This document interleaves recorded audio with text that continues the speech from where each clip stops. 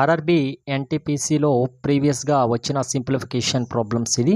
Question చూసుకుంటే √144/6 ఇచ్చారు, into √120/8 into 132/√484 ఇచ్చారు. ఫస్ట్ మనం √144 అంటే దీన్ని మనం ఏ రకంగా రాసుకోవచ్చు, 12 స్క్వేర్ కింద రాసుకోవచ్చు. రూట్ ఓవర్ చేసి స్క్వేర్కి రూట్కి కట్ అయిపోతుంది అనేది తెలుసు కాబట్టి √144ని మనం 12 కింద రాసేసుకోవచ్చు.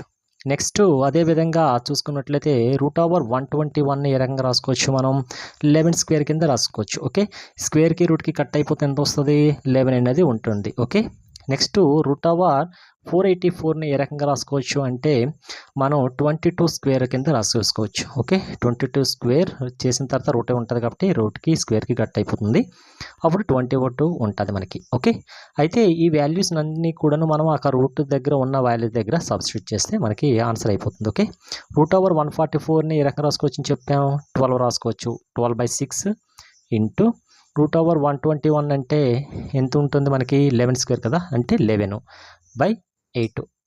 ఓకే, నెక్స్ట్ ఇంటూ 132 ఫస్ట్ రాసేసుకుందాం. 132/√484 అంటే ఎంత వాల్యూ, 22 కాబట్టి 22 వేసేసుకుందాం.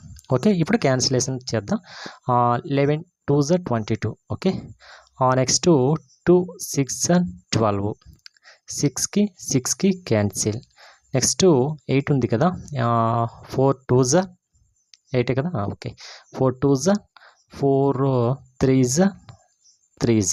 ఓకే, 132. ఇప్పుడు మనకి టోటల్గా వాల్యూ చూస్తుంటే ఏముంది, 5 ప్లేస్లో 33 ఉంది, మనకి డౌన్లో ఎంత ఉంది, 2 ఉంది కాబట్టి 33/2 అనేది కరెక్ట్ ఆన్సర్ అవుతుంది. ఓకే, ఇదంతా కూడా సింప్లిఫికేషన్ లెక్కలండి. Thank you.